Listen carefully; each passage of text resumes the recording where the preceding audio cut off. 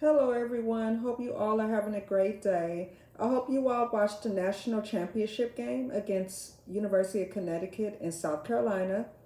I would like to just give a hand clap to South Carolina because they won a championship. I was rooting for them to win. It was so much going on during that game because I know the in the past I was writing notes on what this player did wrong or what they need to improve on. From watching the previous women's college basketball games. So with this national championship game, I basically knew what was happening, and I knew why South Carolina won. And I also want to discuss about the transfer portal, about some of the girls that are currently in women's college basketball. I was reading through social media, for instance, Instagram, maybe on Twitter, or maybe other websites about some girls transferring to other colleges. So let me get to the point about the transfer portal. Then I'll talk about the UConn versus South Carolina game. The transfer portal. Okay. For these girls that play for the women's college basketball teams, I support them 100% on transferring, but my thing is, why are you transferring? Because you're putting out there on social media, oh, I'm transferring to this school, or I decided to put my name in a transfer portal. Okay, like why? Are you doing it because your team didn't win a championship? Are you doing it because you're not getting enough playing time? What is your reason?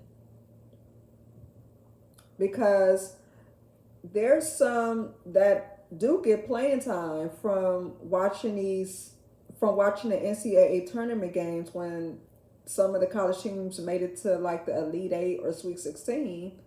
Some of them were actually on the floor, and then the ones I seen play on the floor, they're entering their names in the transfer portal. So if you know you're on this team getting playing time, why are you entering your name in the transfer portal? And I'm not judging you that you are doing it. If you need to transfer, because I don't know what goes on behind the scenes with these girls and their coaches. We just see them play on the court. So if they are getting playing time, there is something more to it as to why they want to go to another team. Now, if you're transferring because your team didn't go to the championship, then that's not good. Because you want to transfer, for example, oh, you seen South Carolina win the championship game. Now you want to go to that team. You should not transfer because of that. Or you want to go to UConn because they made it to the Final Four. Or you want to go to Stanford because they're always going to the Final Four. You should not transfer because of that. I just hope you're not transferring for that reason. But like I said, I don't know what's going on when the cameras are off of them or what goes on in the locker room or between the players or the coaches. I don't know. But if you're transferring to another school, I just hope you're transferring for the right reasons. Not because a certain team win the championship game. Do it for the right reasons. And I know, like, when women's college basketball games were happening, I did see a few times on social media where some girls enter their name in the transfer portal or they already transferred basically because they're not getting playing time. I mean, I would kind of say that should be a reason to transfer. I understand that. If you see you're recruited from high school, you're not getting playing time. You're supposed to be one of the top teams recruited from high school. You go to one of the top colleges. The coach wants you, but then you're sitting on the bench not playing. Then I can see you transferring if you're not getting no playing time, especially if you're not injured. I can see you putting your name in the transfer portal, like you're saying, oh, okay, I'm not getting no playing time. I'm just sitting here on the bench. This is just a waste of time. I can see, I can understand why you want to transfer because you want the exposure to play on TV. Now, other than that, if you are playing and you enter your name in the transfer portal, then I don't know what to tell you. All I have to say is be careful what school you go to. Just do what's best for you. Transfer for the right reasons. Do it because you know that's the best choice. That's all I'm saying. Just be careful. That's all I'm saying. So let me get to this UConn versus South Carolina game. Because wow, that was just, it's kind of, I wouldn't say funny, but kind of, it just has some weird, it was just a lot going on with that game.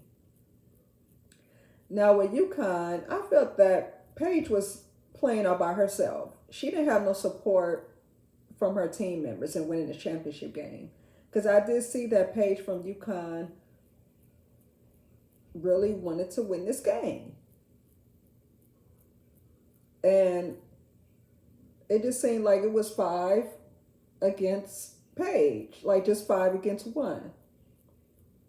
So on UConn, you have Nelson Adota. She seemed like she wasn't feeling the game. She wasn't in it to win it. Now, I want to take that back.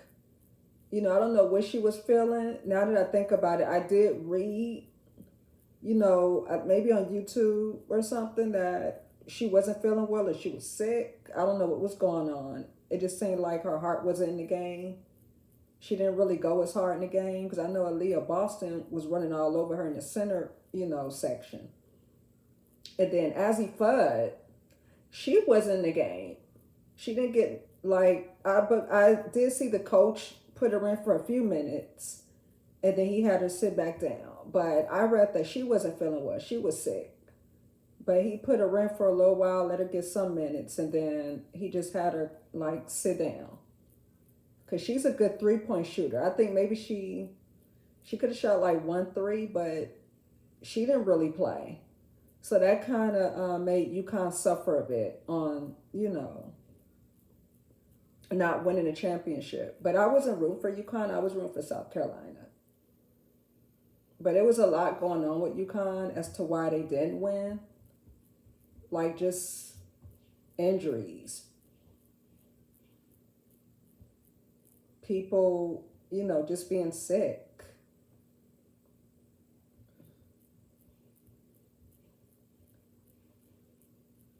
And I know that when the game was over, I did see the UConn girls crying. So it just seemed like they was just very upset that they lost the championship game. They did show a clip of them crying. And with South Carolina has a lot of tall, big girls with a lot of energy. And with South Carolina winning, they won because of size. They won because of height. They're more physical than UConn. They're a very tough team. Because UConn, they have tall girls, but South Carolina have taller girls with more weight on them, more height. That's what ran UConn. That's how UConn got ran over. Size, weight, height, being physical. South Carolina have a lot of quick players. They have Zaya Cook. They have Destiny Henderson. They're very quick players. They're not afraid to go against nobody in basketball.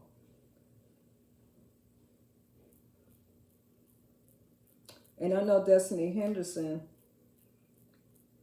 she's wasn't afraid to go against Paige. She's very brave on the court. And so is Zaya Cook.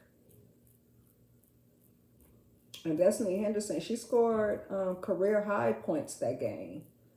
She played hell of a good game. I know that they bring up Aaliyah Boston.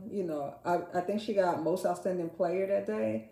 But not Zaya Cook, Destiny Henderson, to me, should have got that award because, she played her butt off.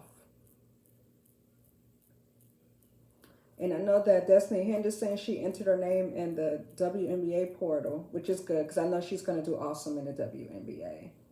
The WNBA, they start playing in May, so I'll be doing videos on that. And I know I'm going to miss watching the women's college basketball games, and I know the season is over right now. But, you know, I'm glad the WNBA is coming soon. You'll still see me doing videos on them.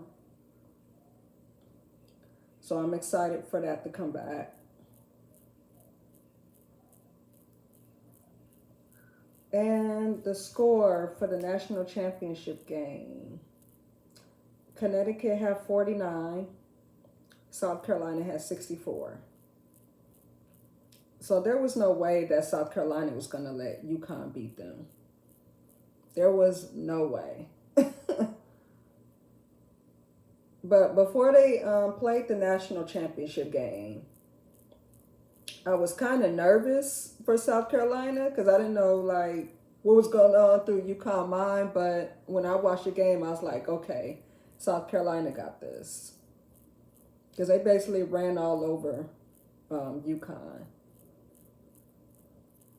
It was just something.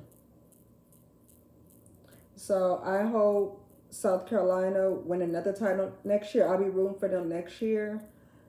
I just wonder who's going to take Destiny Henderson's place as point guard. And whoever does replace her, I hope you're just as good as her.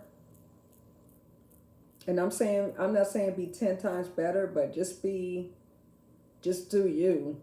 That's all I have to say. Because they're going to need it for that championship title next year. And I actually thought Saxton from South Carolina was going to put her name in for the WNBA.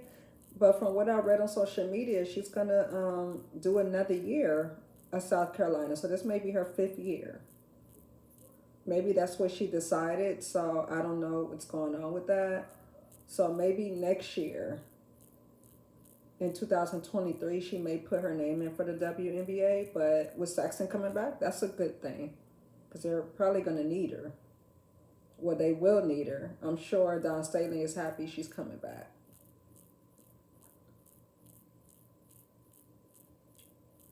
And that's all I wanted to discuss. So keep watching basketball. I'll be doing videos on the WNBA when they start playing. And then if some news come up regarding basketball with the women's college basketball and WNBA, I try my best to do videos on them as well. I'll just be reading, doing my research. And I hope you guys have a great day. Bye-bye.